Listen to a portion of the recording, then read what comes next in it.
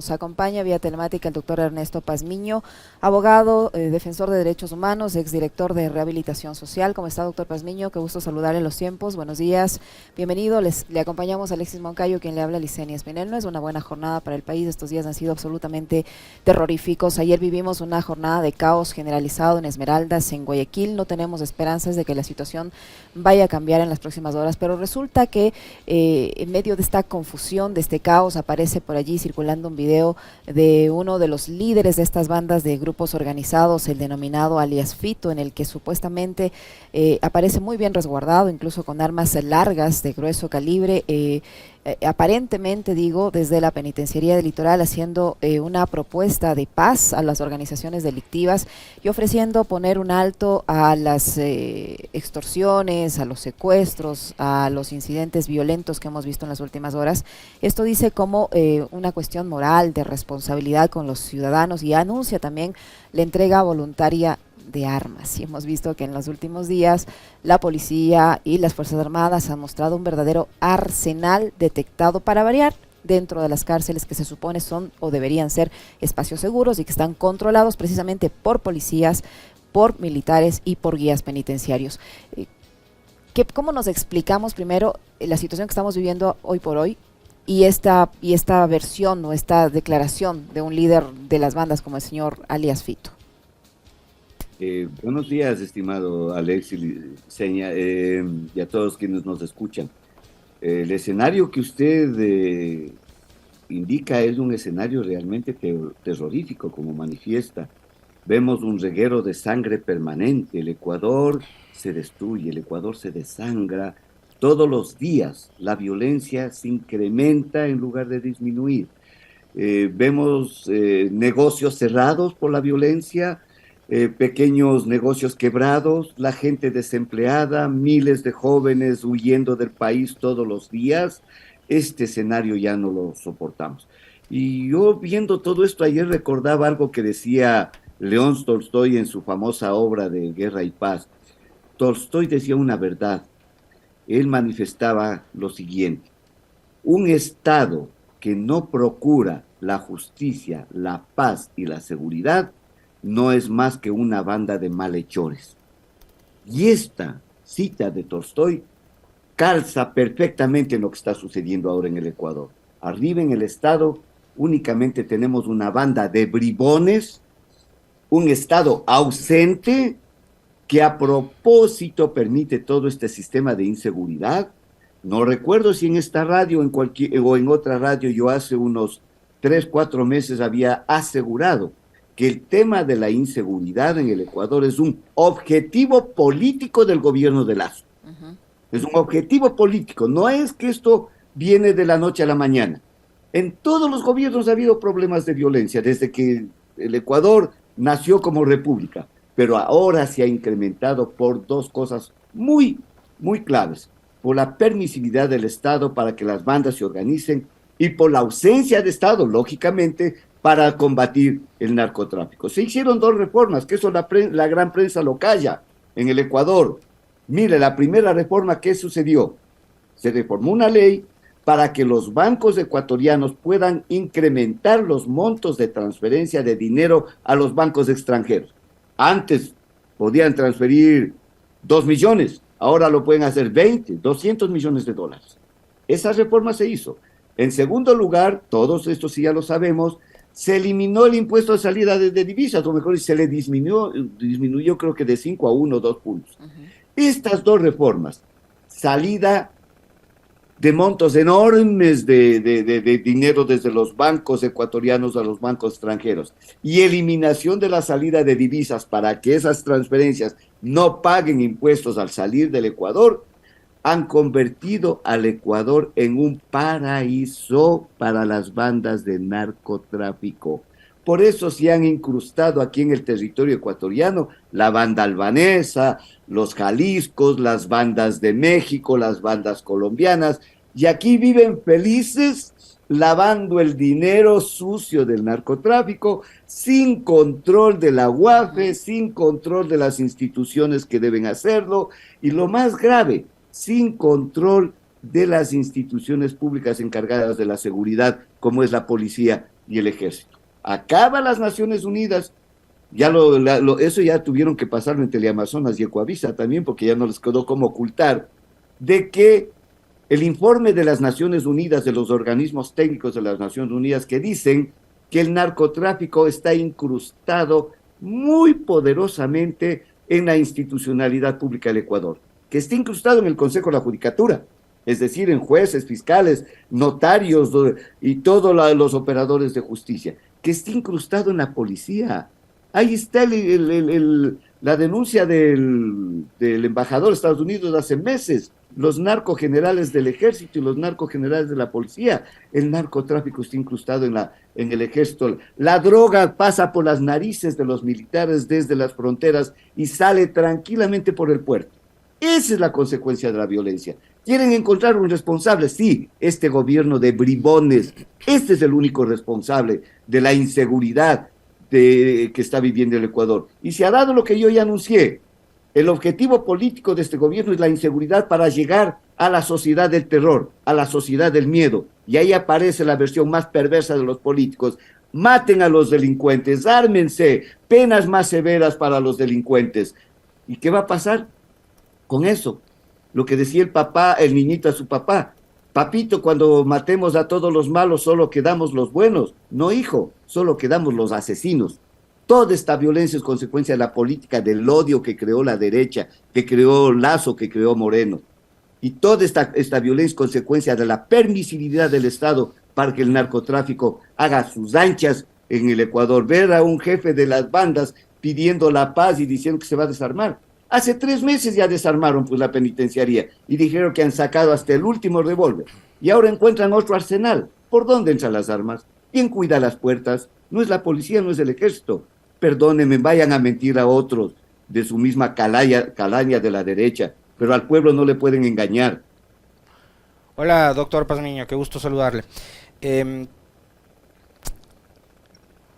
Estamos en medio de una campaña electoral y quiero conectar esta inquietud que tengo con respecto a esta afirmación que usted hace. Lo que está sucediendo, dice Ernesto Pazmiño, es parte de una estrategia política. El 20 de agosto vamos a elegir un nuevo gobierno.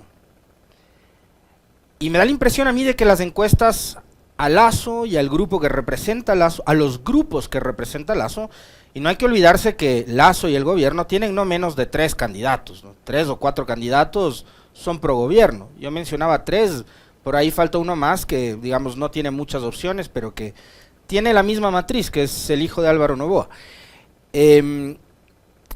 ¿Usted cree que estas elecciones del 20 de agosto se van a desarrollar de forma normal? ¿O qué es lo que podría suceder? Porque, digo, yo me preguntaba, una jornada como la que vivimos ayer, pensemos que se puede reproducir los días previos al domingo 20 de agosto, doctor Pazmiño. Esas elecciones del 20 de agosto, ¿cómo se van a desarrollar en provincias como Esmeraldas, en ciudades como Manta, en ciudades como Durán o como Guayaquil después de lo que vivimos ayer? Miraba el día de ayer un video donde un bus está pasando por la calle normalmente, una calle común, una calle transitada, y un grupo de jóvenes comienza a apedrearle al bus, sin ninguna razón. Pero ahí hay una explicación sociológica y psicológica muy clara. Ese es de la sociedad del miedo creada estratégicamente por el gobierno de Lazo y planificado estratégicamente, ahora sí lo digo con nombres y apellidos, por María Paula Romo. Esto fue una actividad programada desde el gobierno desde el tercer año de Moreno. Crear el odio a Correa. Eso generaba que la sociedad saque lo más amargo de su interior. Viene la venganza. Por otro lado, generar el problema de inseguridad en las calles. Unido todo esto, se cumplía ese objetivo político de Lazo: aparecer en la sociedad de riesgo como los salvadores. Es decir, los causantes de la inseguridad aparecían de pronto como los salvadores. Se les fue la mano. No creyeron que iba a haber tanta violencia. Se les fue la mano. Tampoco calcularon que no iban a estar más de 2 años en el gobierno, ¿no? Entonces ahora lo que vemos ya es una violencia exteriorizada completamente desde el interior de la ciudad. La ciudadanía está sacando ese temor, ese odio, esa venganza desde adentro. Pero eso se les va a salir del tiro por la culata, porque ese odio, esa venganza va a ir contra los candidatos de Lazo. Usted está siendo muy modesto, Alexis, diciendo que solo hay 3 candidatos de Lazo. Yo le veo a 6 candidatos de Lazo ahí, de los 8, porque yo nunca le he visto a Yacu Pérez decir una palabra contra Lazo, una palabra. No le he visto a Herbas decir ninguna cosa contra las políticas nefastas de Lazo. Tiene toda la razón, tiene toda la razón. No fui modesto, en realidad fui bastante cándido, inocente y tonto. Porque, digamos, hay por lo menos 6 candidatos que tienen una matriz lacista, ¿no? Recordar que Yacu Pérez dijo que era preferible tener un banquero de presidente, por ejemplo, y que el señor Herbas llamó a votar por Lazo en 2021. Usted tiene toda la razón, doctor.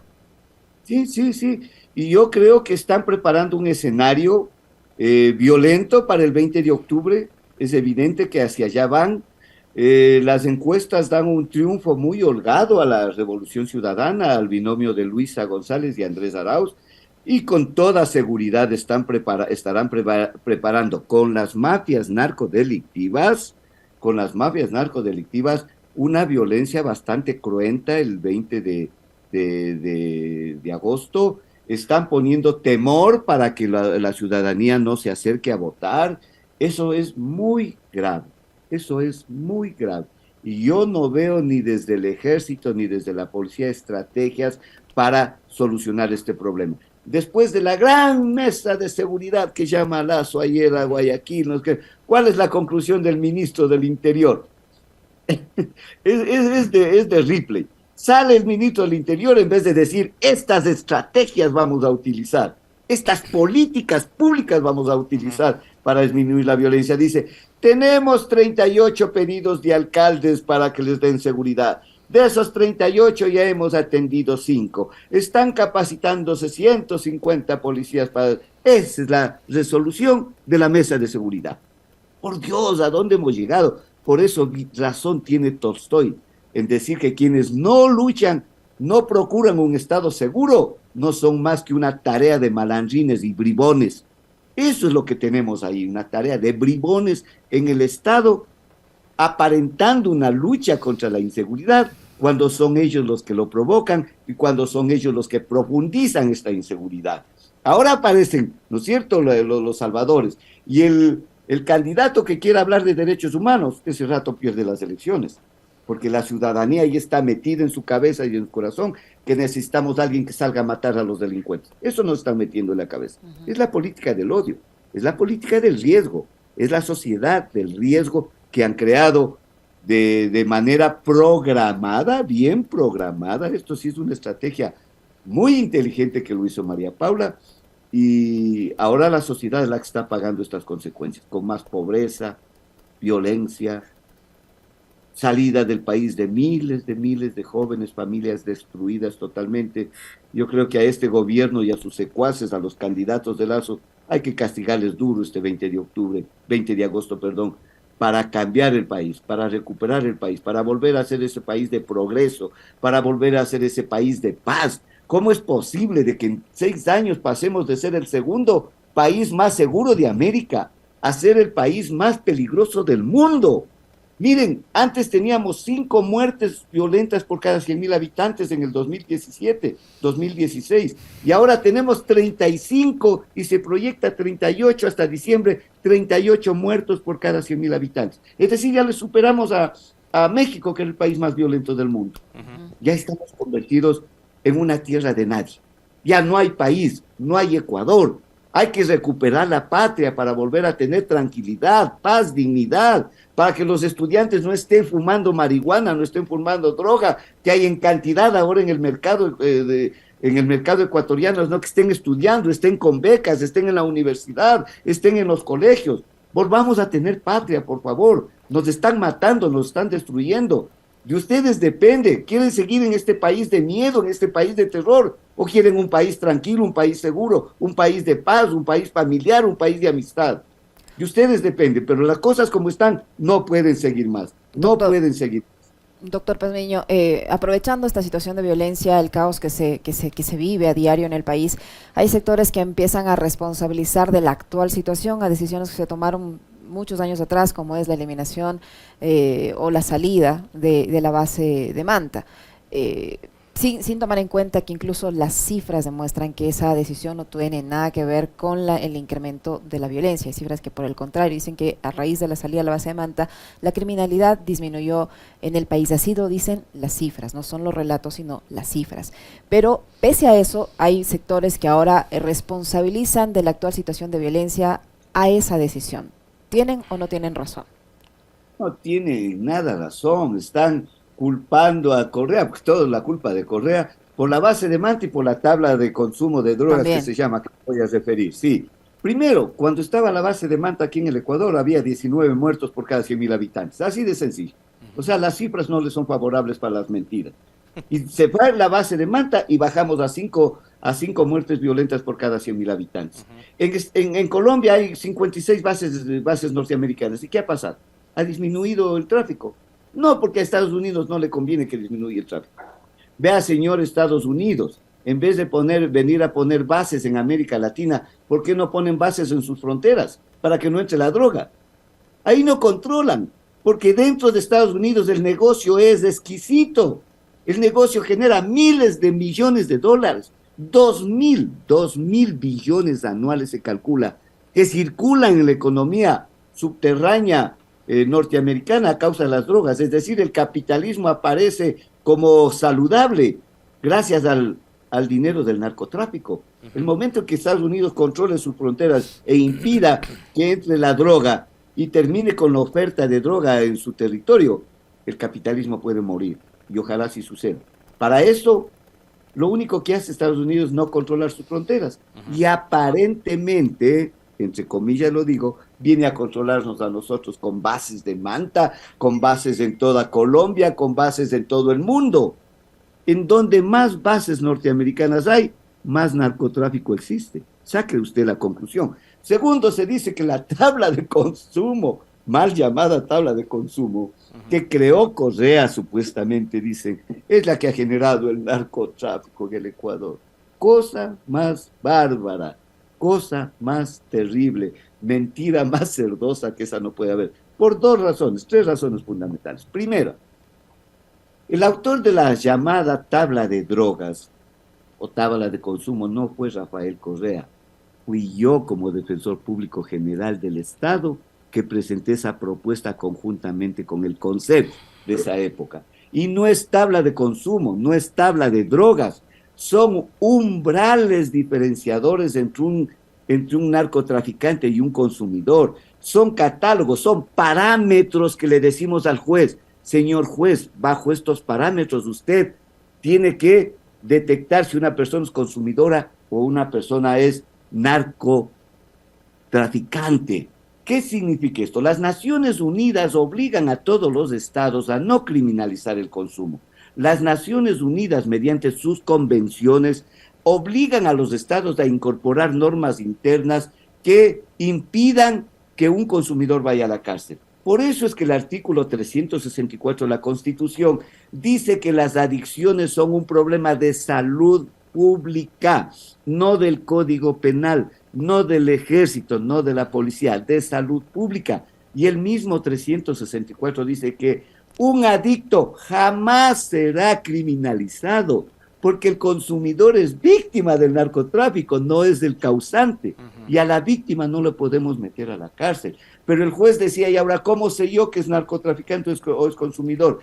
Le damos este parámetro, señor juez, le damos este umbral, le damos esta tabla ya para ir al lenguaje que la ciudadanía utiliza. Le damos esta tabla y le voy a poner un ejemplo. A ver, el umbral o la tabla para poseer heroína es 1 gramo, oídame, 1 gramo, es decir, la octava parte de un tabaco. Divídale en 8 pedacitos al tabaco, un pedacito de esos es 1 gramo, menos también. Si se le encuentra a un joven o una chica de 20 años en su cartera o en el bolsillo de un joven 1 gramo de heroína, está fumando, la policía no lo ve vendiendo, se demuestra con el examen de sangre, con el examen psicosomático, con el examen de orina inmediatamente que se trata de un consumidor, el juez dice, no te mando a la penitenciaría, muchacho, pero te inicio el juicio para investigar si por si acaso no eres un microtraficante o un traficante de drogas.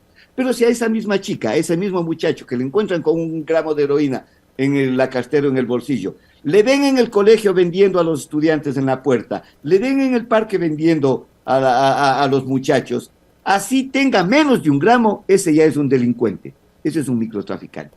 Ese es el parámetro, 1 gramo.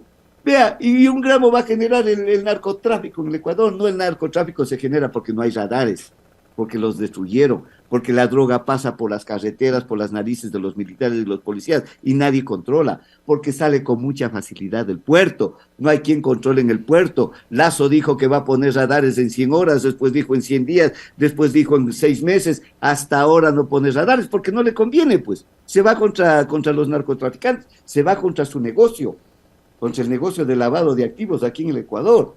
Entonces, venir a decir que la tabla de consumo es la causante del narcotráfico en el Ecuador es tratar de ponerles a los muchachitos consumidores como los causantes del narcotráfico y no a un gobierno ausente en la lucha contra el narcotráfico. Mejor dicho, no querer salir de la culpa de un gobierno permisivo con el narcotráfico y culparles a los muchachitos que consumen droga. A los muchachos que consumen droga no hay que mandarles a la cárcel, hay que mandarles a un centro de desintoxicación, pero el Estado no tiene esas clínicas, no hay las políticas públicas adecuadas para aquello. Entonces, esa es la verdad, esa es la realidad. Aquí tenemos entonces un narcotráfico floreciente, creciente y tan seguro gracias a las políticas públicas del señor Guillermo Lasso. Esa es la verdad. Doctor Pazmiño, quisiera un comentario suyo con respecto de cómo están manipulando también unas declaraciones que para mí son desatinadas de Andrés Arauz, pero que creo que ya se ha explicado hasta el cansancio que lo que dijo no fue lo que quiso decir, ¿no? Incluso la candidata Luisa González lo ha dejado claro. No sé si tenemos el último audio de Luisa González en una entrevista. Creo que hay cosas que la gente merece escuchar y debe escuchar. González, soy la candidata a la presidencia de la República y le puedo decir, yo no me voy a sentar a negociar con ningún delincuente. Y si es el más buscado, pues el rato en que lo tienes enfrente va directo a la cárcel, pues. Jamás vamos a negociar con una banda delictiva. Lo que queremos es tomar el control del país y el control de las bandas delictivas que hoy día están infiltradas en el gobierno y a la fuerza pública. Si no estuvieran infiltrados en el gobierno y la fuerza pública, no tendrían ellos el control. Hasta el día de hoy, no veo sentarse en una mesa y salir a la Fiscalía, a la Corte Nacional de Justicia, al Consejo de la Judicatura, y al gobierno, con los comandantes de las Fuerzas Armadas y la Policía Nacional, con el presidente y decir, aquí estamos para retomar el control del país. Nada. Ok, creo que ahí queda claro porque la candidata presidencial lo ha puesto en blanco y negro. No hay chance a negociar con ningún delincuente, menos con los más buscados. Si lo tienen enfrente, va a la cárcel, listo. Resuelto ese tema. Ahora, el gobierno en las últimas horas y sus medios de comunicación, doctor Pazmiño, han sacado a un jugador no programado. Tenían un Cristiano Ronaldo en la banca y no sé por qué antes no lo sacaron. Un tipo brillante. Entiendo, es del gobernador de Manabí. Escuchémosle, por favor, unos segunditos al gobernador de Manabí.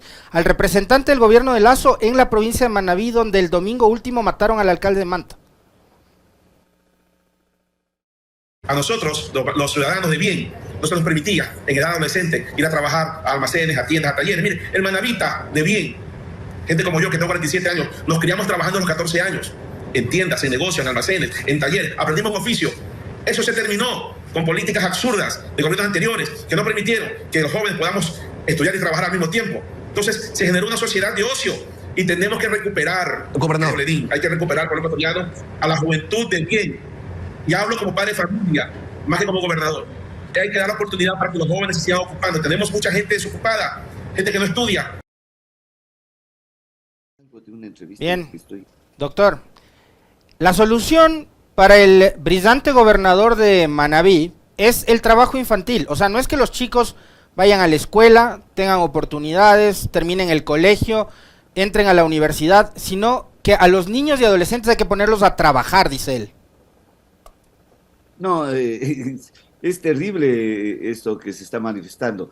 Las dos cosas, mire, que usted me hace notar en el video, eh, hay que responderles. Primero, yo lo que le escuché a Andrés Arauz, y bueno, le editaron luego el audio, es que antes, en el gobierno de Correa, había lo que se llamaba la mesa de justicia, donde el policía decía, es que yo le detengo y el juez le saca inmediatamente. Entonces, venga, señor juez, explique. O decía, le detiene la policía, pero no hay el criminalista que hace inmediatamente el examen de sangre, el examen de la droga, etcétera, etcétera. Entonces, estábamos sentados en una sola mesa, jueces, fiscales, defensoría pública, policía, ejército, ministerio de justicia, ministerio de salud, ministerio del interior, y ahí solucionábamos todos los problemas. Entonces, lo que Andrés le escuché y decía, en esa mesa, por ejemplo, nos sentábamos con los 10 más buscados, para decir, nos sentábamos la mesa de justicia y decíamos, estos son los 10 más buscados, ¿cómo, con qué estrategias logramos capturar? Pero mire la maldad, le editan y dicen, nos sentamos en una mesa con los 10 más buscados a hacer las políticas públicas de justicia. O sea, ya no saben qué hacer, están asustados, están desesperados, pero cada vez que estos salen a mentir, va creciendo la inconformidad del gobierno, perdón, de la ciudadanía contra el gobierno, y, y todo el Ecuador ahora ve la necesidad de cambiar. Y el otro de poner a trabajar a los niños, no ponerles a estudiar, me parece que es una torpeza de quien así lo dice. Al niño hay que ponerle a estudiar, al niño hay que formarle, al niño hay que prevenirle en el uso de las drogas, al niño hay que prevenirle en esas políticas de odio, de violencia que nunca debe caer. Aquí hay que formar una sociedad de paz, hay que formar una sociedad pacífica, reconciliar al Ecuador del odio que crearon, de la venganza que crearon estos 6 años, va a llevar mucho tiempo. Pero para eso necesitamos un gobierno que tenga políticas públicas claras, adecuadas, como ya lo tuvieron antes.